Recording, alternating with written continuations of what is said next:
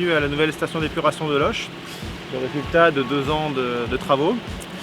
Donc la station d'épuration de Loches a la particularité d'être reconstruite juste à côté de l'ancienne qui datait des années 70, voilà, qui était devenue un petit peu hors d'usage au niveau de la qualité des traitements, et puis surtout elle faisait obstacle à la bonne continuité du cours d'eau, notamment en période de crue. Voilà, donc il a été décidé il y a quelques années, 3-4 ans déjà maintenant, c'est un long projet, de refaire cette station d'épuration d'une capacité de 14 000 équivalents habitants. Donc en fait, elle collecte les eaux usées de plusieurs communes, donc de Loches, de Beaulieu-les-Loches, de Ferrières-sur-Beaulieu, de Perrusson en grande partie, mais également de Saint-Jean-Saint-Germain et d'une partie de la commune de Chambaud. Cette station d'épuration a nécessité un investissement assez important de la part de la communauté de communes Loches-Sud-Touraine. Ça représente environ 4 800 000 € de travaux, subventionnés en grande partie, et c'est pour ça que le projet a pu avoir lieu par l'agence de l'eau Loire-Bretagne. Voilà. Et bien, si vous le souhaitez, on peut aller suivre le fil de l'eau de l'eau usée de la station d'épuration entre l'arrivée et puis le rejet dans la rivière Lindre, qui est le milieu récepteur de la station d'épuration. Allez, on y va, c'est parti, suivez-moi. Donc voilà le point d'arrivée des eaux usées. Alors, en fait, il y a un réseau de collecte sur les communes qui collectent les eaux usées, et donc elles arrivent par gravité ou par refoulement, suivant le lieu, dans ce qu'on appelle le poste de refoulement général de la station d'épuration, donc le refoulement d'arrivée. Et donc ensuite les pompes vont pomper ces eaux pour les emmener vers la station de traitement. On parlait tout à l'heure de la capacité de la station d'épuration de 14 000 équivalents habitants. Ça représente un volume journalier nominal d'environ 1800 m3 par jour, avec un débit de pointe horaire, puisque voilà, on ne consomme pas de l'eau forcément de la même façon à tous les moments de la journée, d'environ 300 m3 par heure. Donc la station d'épuration a été dimensionnée pour pouvoir traiter ce flux nominal. Donc là, la première étape du traitement, c'est ce qu'on appelle les pré-traitements, des traitements qui sont nécessaires pour ensuite avoir un traitement efficace du flux. Donc les pré-traitements consistent principalement, on voit les éléments, à trier les éléments grossiers qui pourraient gêner le traitement biologique des matières. Donc c'est là où on va recueillir via un dégrilleur tout ce qui est éléments grossiers, les types de coton-tige, les serviettes, tout ce qui est un peu gros, les cailloux éventuellement, enfin, toutes les matières un peu grosses qu'on ne souhaite pas retrouver ensuite dans les bassins d'aération. Et donc c'est vrai que voilà, tous ces éléments qu'on retrouve là au niveau des serviettes, des cotons-tiges, des serviettes de table parfois, il faut que les gens arrêtent de jeter ça n'a rien à faire dans les eaux usées, hein. C'est des déchets ménagers qu'on doit retrouver dans les poubelles, mais surtout pas dans les toilettes, parce qu'après on le retrouve nous juste à la station d'épuration. Et ça nous gêne vraiment le processus de traitement. On est obligé de le traiter, enfin de le dégriller, et ça nous pose de gros problèmes au niveau de l'exploitation, notamment au niveau des pompes où les agents sont obligés d'intervenir assez régulièrement pour déboucher les pompes. Et c'est un travail voilà, qui ne devrait pas avoir lieu si les gens faisaient attention à ce qu'ils jettent dans les toilettes. Voilà, donc on vient de voir ce premier bâtiment qui s'appelle les pré-traitements. Et l'avantage de ce nouveau bâtiment et donc de la nouvelle station d'épuration, c'est que ça nous permet aussi d'avoir un traitement du bruit avec une insonorisation de tous les bâtiments. Et surtout un traitement des odeurs, notamment avec les riverains qu'on voit à proximité. Donc là on traite l'air vicié de toute l'installation par un système innovant qui nous permet voilà, de ne pas avoir de nuisances pour les riverains et puis pour les agents qui interviennent sur le site. Voilà, donc là on est désormais arrivé sur le centre névralgique de la station d'épuration, c'est ce qu'on appelle le bassin d'aération, qui est découpé en 3 zones pour traiter la pollution organique que l'on reçoit au niveau de la station d'épuration. Donc là on se situe au niveau du bassin d'anaérobie, voilà, où les bactéries en place n'ont pas d'oxygène et vont traiter ce qu'on appelle la partie phosphatée, parce que voilà, dans la pollution on a plusieurs éléments à traiter, le phosphore, le carbone et l'azote. C'est ce qu'on va essayer de réduire, d'éliminer pour le rejet, pour ne pas rejeter dans la rivière Lindre qui est le milieu récepteur. Donc voilà, le premier bassin qui est au centre, c'est le bassin d'anaérobie, où l'objectif est de traiter principalement le phosphore. Voilà. Donc on injecte à la sortie de ce bassin ce qu'on appelle du chlorure ferrique pour agglomérer, coaguler le phosphore pour qu'il soit un peu concentré. Les bactéries ensuite puissent l'éliminer plus facilement.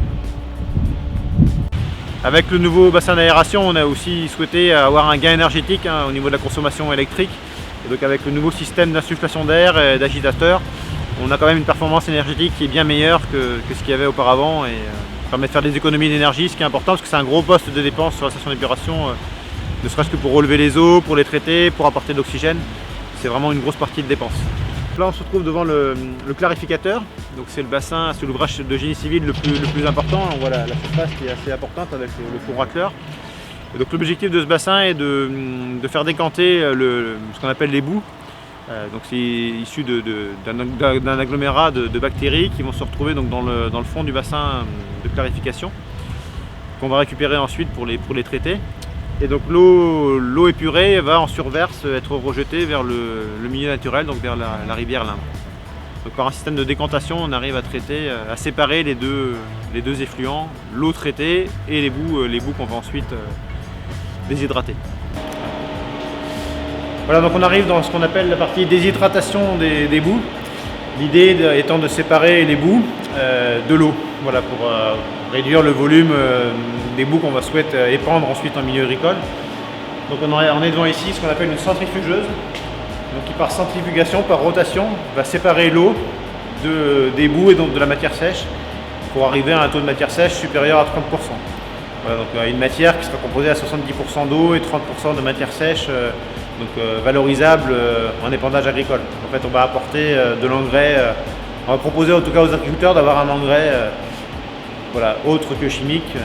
Voilà, donc on se trouve vers la dernière étape, qui est ce qu'on appelle le canal de mesure, vers le point de rejet, où notamment on a tout ce qui est autosurveillance pour analyser en continu la qualité de l'effluent qu'on rejette vers le milieu, et puis faire des prélèvements assez réguliers pour faire des analyses, pour concrétiser le bon traitement de la station d'épuration. Donc la station d'épuration qui, je rappelle, est une type boue activée. Voilà. C'est ce qu'on a vu dans le bassin d'aération où on active les boues, enfin les bactéries, pour qu'elles puissent épurer tous les paramètres que l'on souhaite traiter, hein, le carbone, le phosphore, l'azote, les matières en suspension. Voilà, tous ces éléments qu'on ne souhaite pas retrouver ensuite vers le milieu récepteur qui est l'Indre. Voilà, on a des normes de rejet qui sont assez strictes, hein, avec voilà, le développement de l'environnement, de la restauration des milieux aquatiques, hein, pour retrouver des populations par exemple de poissons, d'invertébrés, d'écrevisses. On est obligé d'avoir une qualité de rejet qui soit très bonne, voilà, pour permettre le développement de la vie aquatique dans ce milieu récepteur qui est aujourd'hui ici à Loches, l'Indre. Et donc voilà, l'eau qu'on rejette est aujourd'hui de bonne qualité, en tout cas elle est contrôlée on s'assure de sa bonne qualité tout au long de l'année. Donc là voilà, on mesure en continu le débit que l'on rejette au niveau de la rivière l'Indre. Et l'avantage de cette station d'épuration, donc elle a été dimensionnée pour 14 000 équivalents habitants, traiter 1800 m3 par jour, mais elle permet de traiter aussi tout ce qu'on appelle les à-coups hydrauliques, c'est-à-dire que le réseau collecte aussi en période de précipitation des eaux de ruissellement. Et donc là on peut traiter jusqu'à 3500 m3 par jour, donc jusqu'au double de sa capacité, sans qu'il y ait d'impact sur le rejet. Voilà, c'est l'avantage de cette nouvelle station d'épuration, ce que ne pouvait pas faire l'ancienne. Elle était très sensible aux surcoûts hydrauliques, enfin aux à-coups hydrauliques en tout cas. Et donc là voilà, grâce à la taille des bassins et au bon dimensionnement, on peut traiter même en période de forte précipitation, parce que voilà, on collecte des eaux parasites, hein, on appelle ça des eaux parasites, des eaux de ruissellement. Donc on arrive à traiter cette pollution.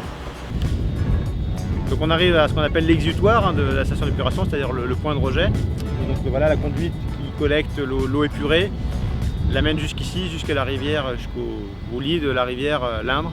Voilà, on voit la qualité de la rivière avec ses berges, avec son aspect sauvage. Et donc nous, notre rôle au niveau du service d'assainissement, c'est de rendre l'eau la plus épurée possible pour ne pas dégrader ce milieu, continuer à ce qu'il y ait des poissons, à ce qu'il y ait de la vie, en tout cas dans ce milieu aquatique.